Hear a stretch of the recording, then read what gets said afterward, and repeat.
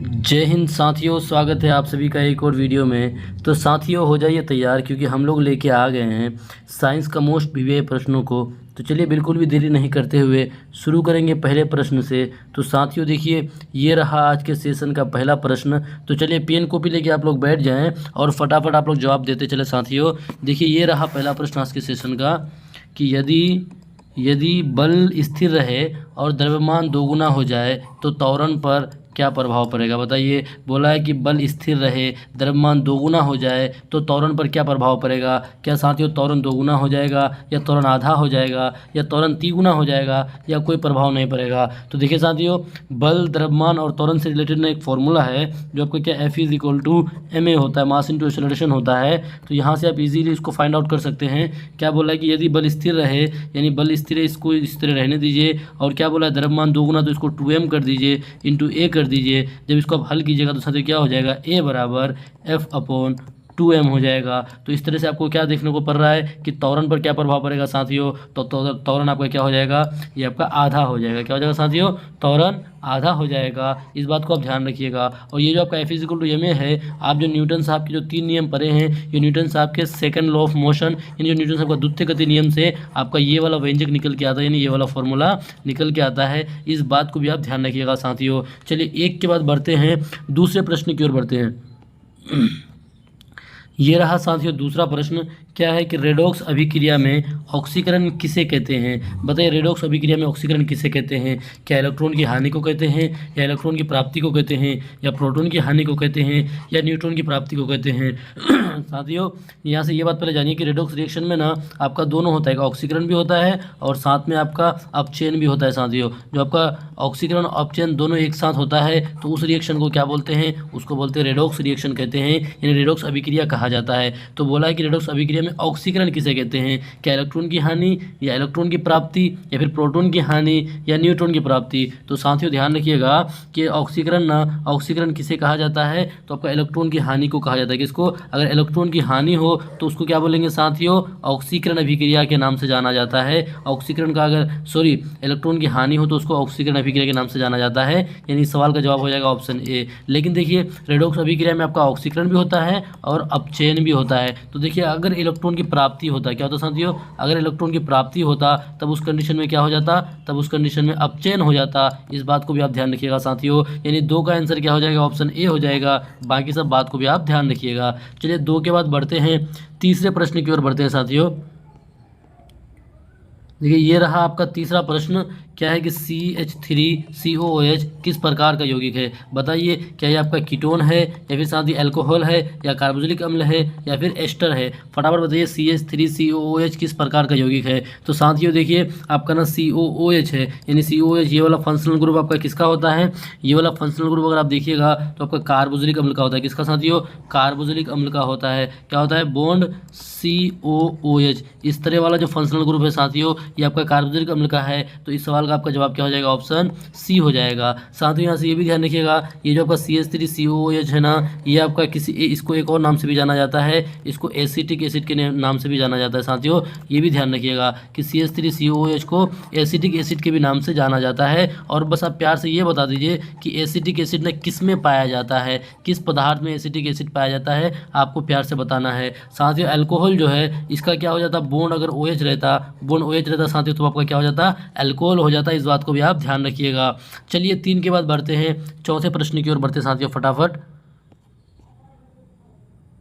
ये रहा साथियों चौथा प्रश्न। देखिए आप कि जब कैल्शियम कार्बोनेट को गर्म किया जाता है तो क्या बनता है। क्या आपका कैल्शियम हाइड्रोक्साइड बनता है, या फिर calcium oxide plus carbon dioxide बनता है, या फिर कैल्शियम कार्बोनेट प्लस जल बनता है, या फिर calcium chloride plus carbon dioxide बनता है। साथियों देखिए जब आप कैल्शियम कार्बोनेट ना CaCO3, यही आपका संगमरमर का भी फॉर्मूला, इसको ध्यान रखिएगा आप। इसको जब गर्म किया जाता है ना साथियों, तो ये टूट करके आपका क्या बन जाता है, CaO कैल्शियम ऑक्साइड और कार्बन डाइऑक्साइड ये बन जाता है। यहाँ से तो देखिए इस सवाल का जवाब क्या हो जाएगा साथियों, ऑप्शन बी हो जाएगा। लेकिन कुछ बातें और ध्यान रखिए, क्या कि ये जो आपका रिएक्शन है ना CaO, जिसको गर्म होने के बाद क्या बना, सॉरी CaCO3 जब गर्म होने के बाद CaO और CO2 में जो टूटा साथियों, इस अभिक्रिया को क्या बोलेंगे, इसको बोलेंगे वियोजन अभिक्रिया। कौन सा अभिक्रिया साथियों, वियोजन अभिक्रिया, या फिर इसको अपघटन अभिक्रिया भी कहा जाता है। इस बात को भी आप ध्यान रखिएगा साथियों। तो देखिए इस सवाल का आपका जवाब क्या हो जाएगा, ऑप्शन बी हो जाएगा। क्या हो जाएगा, ऑप्शन बी। और CaO जो है साथियों, ये आपका काली चूना है और ये आपका कार्बन डाइऑक्साइड है। इन दोनों के मिलने से आपका क्या बनता है, संगमरमर,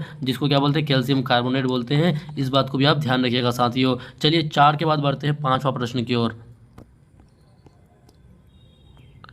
ये रहा 5वां प्रश्न आपके सामने में। क्या है कि विद्युत अपघटन में कैथोड पर कौन जमा होता है। देखिए एक होता है कैथोड, एक होता है एनोड। क्या कैथोड पर आपका धनायन जमा होता है, या फिर ऋणायन जमा होता है, या न्यूट्रल आयन जमा होता है, या फिर गैस जमा होता है। साथियों फटाफट जवाब दीजिए आप लोग। तो देखिए विद्युत अपघटन में ना कैथोड पर आपका धनायन जमा होता है। कौन साथियों, धनायन जो है ये आपका किस पर, कैथोड पर जमा होता है। इस बात को आप ध्यान रखिएगा। लेकिन देखिए साथियों अगर आपको ऋणायन पूछ दे तब भी आपको कन्फ्यूज नहीं होना है, क्योंकि देखिए ऋणायन जो है ना ये आपका किस पर, एनोड पर, किस पर, एनोड पर जमा होता है। इस बात को आपको ध्यान रखना है। देखिए एनोड की बात करें तो एनोड पर क्या, ऋणायन। अगर कैथोड की बात करें तो कैथोड पर धनायन। साथियों इन सभी बातों को भी आप ध्यान रखिएगा। यानी 5 का आंसर हो जाएगा ऑप्शन ए। चलिए बढ़ेंगे 5 के बाद 6ठे प्रश्न की ओर बढ़ते हैं साथियों फटाफट। देखिए साथियों 6ठा प्रश्न क्या है कि तत्वों का आधुनिक आवर्त सारणी किस आधार पर बनी है। देखिए साथियों आधुनिक जो आवर्त सारणी है ना, यहाँ से आपको और भी कुछ सवाल पूछे जाते हैं। जैसे ये पूछ दिया जाता है कि आधुनिक आवर्त सारणी में आवर्त की संख्या कितनी है, तो आवर्त बोले तो कितना हो जाएगा साथियों, 7 हो जाएगा। अगर ये पूछ दे कि समूह या फिर वर्ग कितनी है, तो इसमें भी आपको कन्फ्यूज नहीं होना, वो कितने साथियों, 11 है। इस बात को भी आप ध्यान रखिएगा। उसके बाद देखिए आधुनिक आवर्त सारणी जो है ना साथियों, ये परमाणु संख्या के बढ़ते क्रम में सजाया गया है। किसके, परमाणु संख्या के बढ़ते क्रम में सजाया गया है। किसको, आधुनिक आवर्त सारणी को। और इसको सजाने का काम कौन किया साथियों, तो इसको भी आप लोग नोट कर लीजिए। ये आपका मोस्ले चाचा, कौन साथियों, मोस्ले चाचा इसको सजाने का काम किए हैं। इस बात को भी आप नोट कर लीजिए, ताकि अगर एग्जाम में पूछे तो आपको कंफ्यूज नहीं होना है साथियों। अब देखिए इससे पहले जितने सारे भी वैज्ञानिक आए थे, सारे लोगों ने आवर्त सारणी को किस आधार पर सजाए थे, परमाणु द्रव्यमान के आधार पर सजाने का कोशिश किया था। इसलिए सब कोई असफल हो गया था साथियों। इस बात को आप ध्यान रखिएगा। चलिए 6 के बाद बढ़ते हैं 7वां प्रश्न की ओर बढ़ते हैं फटाफट। लीजिए साथियों 7वां प्रश्न आपके सामने आ चुका है। आप लोग भी जवाब दीजिए फटाफट कि श्वसन में ग्लूकोज टूटता है और बनता है। देखिए श्वसन में ना ग्लूकोज टूट के क्या बनता है, क्या आपका कार्बन डाइऑक्साइड जल और ऊर्जा में बनता है, या फिर साथियों ऑक्सीजन प्लस ऊर्जा में, या फिर साथियों प्रोटीन, या फिर स्टार्च। फटाफट जवाब दीजिए। तो देखिए ग्लूकोज का ना सूत्र क्या होता है, C6H12O6 होता है। ये आपका क्या, ऑक्सीजन में ये क्या हो जाएगा, वो टूटेगा, टूट करके क्या बन जाएगा साथियों, CO2। उसके बाद आपका H2O, फिर आपका क्या साथियों, एनर्जी में आपका कन्वर्ट हो जाता है, यानी एनर्जी निकल के आता है। अब बताइए देखिए यहाँ से ना आपको और क्या क्या सवाल बन सकता है। देखिए साथियों सारे बातों को ध्यान रखिएगा। ये जो ग्लूकोज है ना, ये ग्लूकोज आपका टूट करके क्या बना, CO2 H2O और एनर्जी। चलिए ठीक है, CO2 H2O और एनर्जी बना। तो आपको ये भी सवाल पूछ दिया जाता है कि ये किस प्रकार का अभिक्रिया है साथियों। देखिए किस प्रकार का अभिक्रिया है, तो यहाँ पे एनर्जी निकल के आता है, यानी बाद में एनर्जी निकल के आता है। तो आप जानते हैं कि जिस अभिक्रिया में ना एनर्जी निकल के आता है उसको ऊष्माक्षेपीय अभिक्रिया कहते हैं। इस बात को भी आप ध्यान रखिएगा। तो देखिए साथियों श्वसन में ग्लूकोज जो टूटता है वो उसका आंसर क्या हो जाएगा, ऑप्शन ए हो जाएगा। क्या हो जाएगा, ऑप्शन ए, यानी कार्बन डाइऑक्साइड निकल के आता है और जल और साथ में ऊर्जा साथियों। इस बात को आप ध्यान रखिएगा। तो इस सवाल का जवाब हो जाएगा ऑप्शन ए। और इसको क्या बोलेंगे, इसको ऊष्माक्षेपीय अभिक्रिया भी कहेंगे। इस बात को भी आप ध्यान रखिएगा। चलिए 7 के बाद अब बढ़ते हैं 8वां प्रश्न की ओर फटाफट। ये रहा साथियों 8वां प्रश्न। क्या है कि ये जो गुणसूत्र है ना, क्रोमोसोम, मुख्य रूप से किससे बने होते हैं। पहले बात तो ये बता दिए कि हमारे शरीर में गुणसूत्रों की संख्या, अगर संख्या बोले तो साथियों 46, अगर आपको जोड़े में बोले तो 23। और इसमें से अगर ये भी बोल दे कि बताइए कि कितना सेक्स क्रोमोसोम है, कितना, तो एक जोड़ा सेक्स क्रोमोसोम है। एक जोड़े का मतलब है कि 2 साथियों। और वो सेक्स क्रोमोसोम कौन कौन है, एक एक्स है और एक वाई है। और साथियों जो आपका 22 जोड़ा है ना, 22 जोड़ा जिसको 44 क्रोमोसोम है, ये आपका ऑटोसोमल क्रोमोसोम है। इसका सेक्स में कोई भी भूमिका, यानी आपका लिंग निर्धारण में यानी सेक्स डिटर्मिनेशन में इसका कोई भी भूमिका नहीं होता है साथियों। इस बात को आप ध्यान रखिएगा। तो देखिए गुणसूत्र मुख्य रूप से किससे बने होते हैं, तो आप ध्यान रखिएगा वो आपका वसा और प्रोटीन और डीएनए से बने होते हैं। किससे, प्रोटीन और डीएनए से बने होते हैं। यानी सवाल का आपका जवाब हो जाएगा 8 का बी हो जाएगा साथियों। चलिए बढ़ेंगे 8 के बाद 9वां प्रश्न की ओर फटाफट बढ़ते हैं। ये रहा साथियों सुपर कंडक्टर की विशेषता, बताइए। प्रश्न संख्या 9 है और बोल रहा है कि सुपर कंडक्टर, देखिए एक होता है गुड कंडक्टर, एक होता है बैड कंडक्टर, एक होता है सुपर कंडक्टर, यानी सबसे अच्छा कंडक्टर की विशेषता क्या है? क्या उसका उच्च प्रतिरोध हो जाएगा, या फिर शून्य प्रतिरोध हो जाएगा, या असीम प्रतिरोध हो जाएगा, या फिर उच्च ताप पर कार्य करता है? तो साथियों ध्यान रखिएगा, जो सुपर कंडक्टर होगा ना, जो सबसे अच्छा कंडक्टर होगा, उसमें प्रतिरोध जो है, जो रेसिस्टेंस जो है साथियों, प्रतिरोध वो शून्य होगा। इस बात को आप ध्यान रखिएगा। और देखिए प्रतिरोध से ना यहाँ पे आपका सवाल बनता है कि प्रतिरोध का अगर एसआई मात्रक आपको पूछे साथियों, तो वो क्या हो जाएगा साथियों? प्रतिरोध का एसआई मात्रक ओम हो जाएगा। इस बात को आप ध्यान रखिएगा। बस आपको प्यार से बताना है कि साथियों ओम मीटर जो है ये किसका एसआई मात्रक है, आपको कमेंट बॉक्स में बताना है, क्योंकि एग्जाम में पूछे जाते हैं। चलिए साथियों, इस सवाल का आपका जवाब क्या हो जाएगा? ऑप्शन बी हो जाएगा। बढ़ते हैं 9 के बाद 10वां प्रश्न की ओर, फटाफट बढ़ते हैं। ये रहा साथियों 10वां प्रश्न कि किसी परमाणु में न्यूट्रॉन की संख्या कैसे ज्ञात करते हैं? देखिए किसी भी परमाणु में ना कि न्यूट्रॉन की संख्या कितनी होती है, आपको कैसे ज्ञात करना हो। देखिए आप ध्यान रखिएगा, एक परमाणु में क्या क्या होता है साथियों? इलेक्ट्रॉन होता है, प्रोटॉन होता है और न्यूट्रॉन होता है। अब इन तीनों चीज़ों में आप ये भी ध्यान रखिए कि इलेक्ट्रॉन जो है ना साथियों, इलेक्ट्रॉन ये कहाँ पे रहता है? कक्षों में रहता है। कहाँ पे? कक्षों में ये आपका घूमते रहता है। और इस पर कैसा चार्ज होता है? तो इस पर नेगेटिव चार्ज होता है। इस बात को भी आप ध्यान रखिएगा। और ये जो आपका प्रोटॉन और न्यूट्रॉन, ये दोनों जो बचा साथियों, ये दोनों आपका नाभिक में रहता है। और ये इसलिए नाभिक पर कैसा चार्ज रहता है? नाभिक पर पॉजिटिव चार्ज रहता है। अगर कभी आपको पूछ ले यहाँ से कि बताइए न्यूट्रॉन पर कैसा चार्ज रहता है, तो आप ध्यान रखिएगा, ये जो न्यूट्रॉन है ना साथियों, इस पर जीरो चार्ज होता है। इसको आप ध्यान रखिएगा, उस पर कोई भी चार्ज नहीं होता है साथियों। तो बोला कि न्यूट्रॉन की संख्या कैसे ज्ञात करेंगे? तो देखिए न्यूट्रॉन की संख्या को ज्ञात करने के लिए ना आसान सा तरीका है। आपको क्या करना है साथियों? जो द्रव्यमान संख्या होता है, उस द्रव्यमान संख्या से ना परमाणु संख्या को आप घटा दीजिए। जो द्रव्यमान संख्या होगा, उस द्रव्यमान संख्या से आप क्या कीजिएगा? परमाणु संख्या को आप अगर घटा दीजिएगा साथियों, तो आपका जो न्यूट्रॉन की संख्या है वो इजीली निकल के आ जाएगा। यानी इस सवाल का आपका जवाब क्या हो जाएगा? ऑप्शन बी हो जाएगा। और बाकी सब बात को भी आप लोग नोट कर लीजिएगा साथियों। चलिए 10 के बाद बढ़ते हैं 11वां प्रश्न की ओर, फटाफट।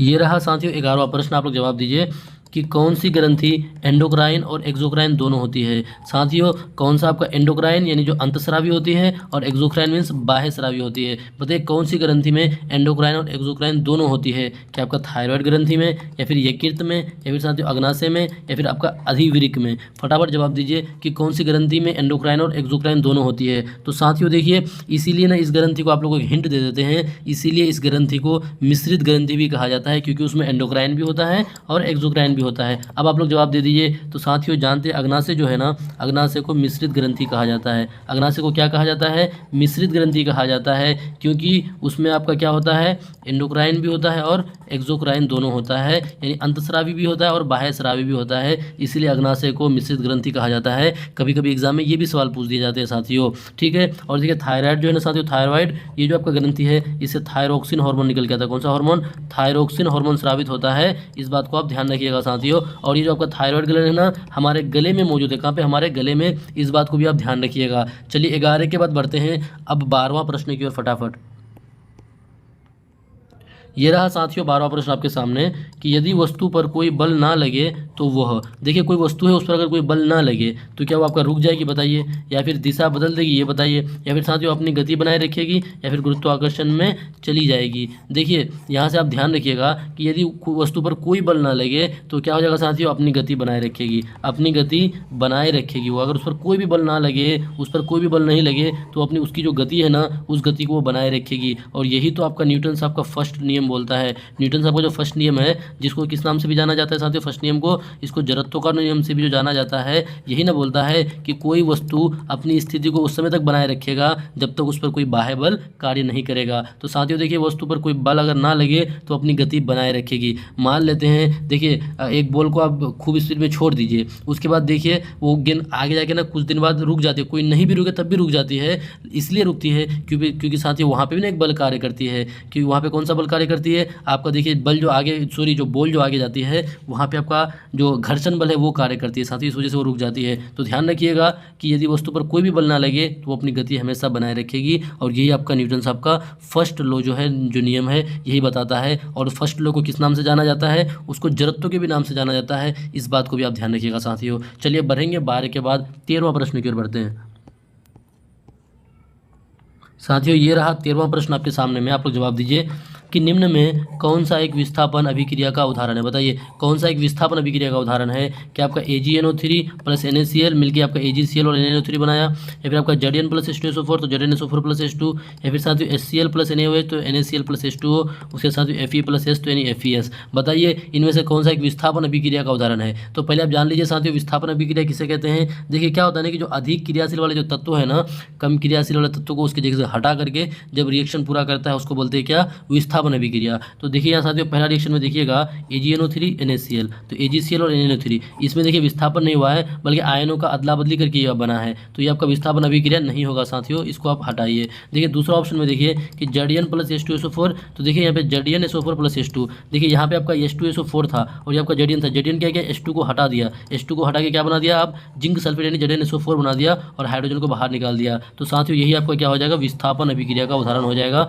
यानी इस सवाल का आपका जवाब क्या हो जाएगा, ऑप्शन बी हो जाएगा साथियों। अगर आपको सवाल में पूछता कि बताइए ऑप्शन सी में जो दिया हुआ है HCl और NaOH जो है वो NaCl और H2O बना, ये किस प्रकार का अभिक्रिया है, आप लोग कमेंट बॉक्स में बता दीजिए साथियों, प्यार से बताइए। आप सारे साथी जवाब देने का कोशिश कीजिए, आप लोग जवाब दीजिएगा ना तो आपको याद रहेगा। फटाफट ऑप्शन सी के बारे में बताइए कि ऑप्शन सी किस प्रकार का अभिक्रिया है। चलिए 13 के बाद बढ़ते हैं 14वां प्रश्न की ओर।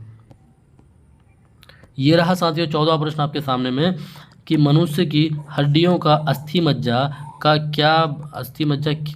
क्या बनाता है। बताइए मनुष्य की हड्डियों का जो अस्थि मज्जा है ना, बोन मेरो जो है साथियों, वो क्या बनाता है। क्या बोन मेरो RBC बनाता है या WBC बनाता है या प्लेटलेट्स बनाता है या सभी को बनाता है। तो ध्यान रखिएगा साथियों, जो बोन मेरो है ना, जो अस्थि मज्जा है, ये सभी को बनाने का काम करता है, यानी RBC का भी निर्माण आपका बोन मेरो में होता है, WBC का भी निर्माण बोन मेरो में होता है और प्लेटलेट्स का भी निर्माण साथियों बोन मेरो में होता है। इसलिए इस सवाल का जवाब क्या हो जाएगा, ऑप्शन डी हो जाएगा साथियों। अब देखिए इसके बारे में ना RBC WBC और प्लेट्स के बारे में बहुत सारी बातें आप लोग जानते हैं, फिर इसके बारे में हम लोग ना अगले क्लास में डिस्कस करेंगे साथियों। फिलहाल इस सवाल का जवाब क्या हो जाएगा, ऑप्शन डी हो जाएगा। चलिए 14 के बाद बढ़ते हैं 15वां प्रश्न की ओर।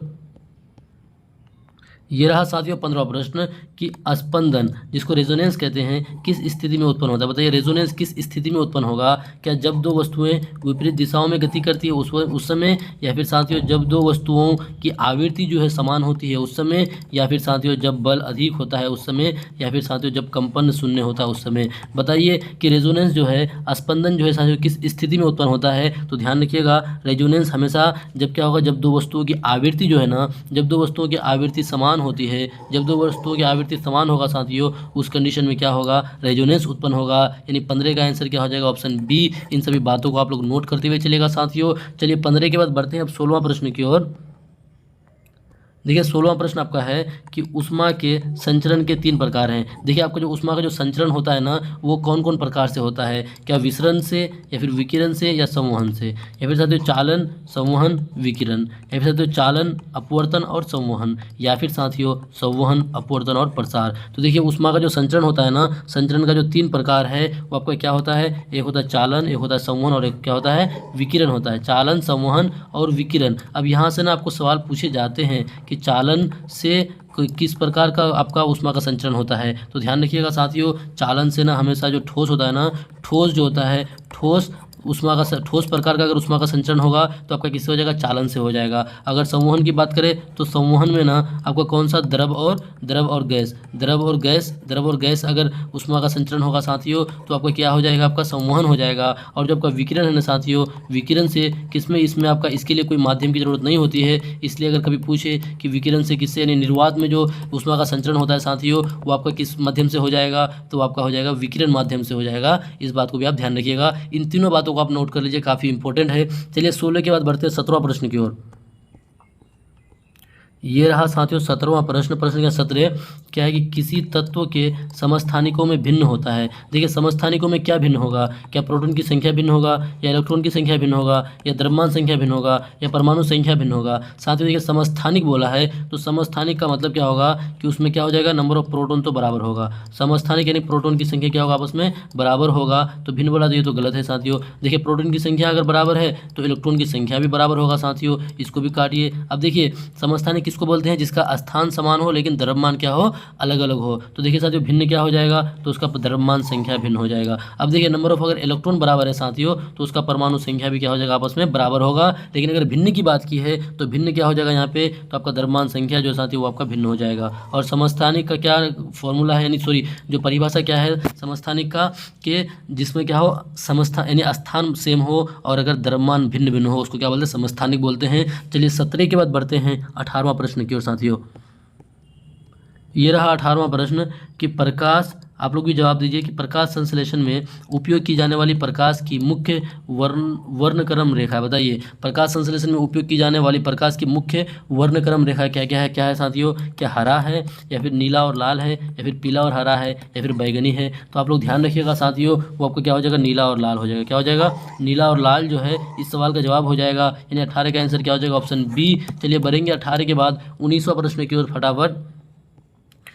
ये रहा साथियों 19वां प्रश्न आपके सामने में कि HIV वायरस किस प्रकार की कोशिकाओं को प्रभावित करता है। देखिए HIV वायरस जो है साथियों ये किस प्रकार की कोशिकाओं को प्रभावित करता है, क्या RBC को या टी लिम्फोसाइट को या B सेल को या न्यूट्रोफिल को। तो ध्यान रखिएगा साथियों, जो टी लिम्फोसाइट है ना, ये टी लिम्फोसाइट जो है साथियों ये क्या करता है, आपका HIV वायरस जो है इसको क्या करता है, प्रभावित करने का काम करता है। अब देखिए साथियों टी लिम्फोसाइट जो है ना ये आपका क्या WBC यानी वाइट ब्लड सेल है साथियों, इस बात को भी आप ध्यान रखिएगा। अब आप जब वाइट ब्लड सेल के बारे में जान गए तो आपके दिमाग में ये आ जाएगा कि शरीर का जो प्रतिरक्षा करने का काम करता है ना साथियों, आपका ये क्या करता है, शरीर को प्रतिरक्षा करने का काम करता है। इस बात को भी ध्यान रखिएगा साथियों। तो 19 का आंसर क्या हो जाएगा, ऑप्शन बी हो जाएगा। 19 का क्या हो जाएगा, ऑप्शन बी हो जाएगा कि HIV वायरस जो है वो किस प्रकार की कोशिका को प्रभावित करता है, तो वो टी लिम्फोसाइट को प्रभावित करता है, इसको ध्यान रखिएगा। चलिए बढ़ेंगे 19 के बाद 20वां प्रश्न की ओर और आज के सेशन का अंतिम प्रश्न साथियों। बताइए आप लोग जवाब दीजिए फटाफट। 20वां प्रश्न कि मनुष्य की आँख में वस्तु को स्पष्ट देखने के लिए कौन सा भाग जिम्मेदार है। देखिए वस्तु को स्पष्ट देखने के लिए मनुष्य की आँख का कौन सा भाग जिम्मेदार है, क्या कॉर्निया है या रेटिना है या लेंस है या आइरिस है। साथियों इस सवाल का जवाब ना आप लोगों को प्यार से कमेंट बॉक्स में देना है, क्योंकि काफ़ी आसान सवाल है। इसका जवाब आप लोगों को कमेंट बॉक्स में हर हाल में देना है। तो बताइए साथियों ये था आज के सेशन का अंतिम प्रश्न। हम लोग हर दिन आप लोगों के लिए 20 प्रश्न लेके आते हैं। देखिए क्योंकि आपके एग्जाम में ना, जो आपका एग्जाम होने वाला है उसमें आपका 20 सवाल पूछे जाएंगे साइंस से, इसलिए हर दिन आप लोगों के लिए 20 सवाल ला करके आपका प्रैक्टिस कराते हैं, आपकी तैयारी को और मजबूत करते हैं। इसलिए साथियों हर दिन हमारे साथ जुड़े और अपनी तैयारी को और मजबूत करें। फिर मिलेंगे अगले वीडियो में, और फिलहाल आप इस सवाल का जवाब दीजिएगा, हर हाल में जवाब आपको देना है। फिर मिलते हैं साथियों अगले वीडियो में, जब तक के लिए जय हिंद जय भारत।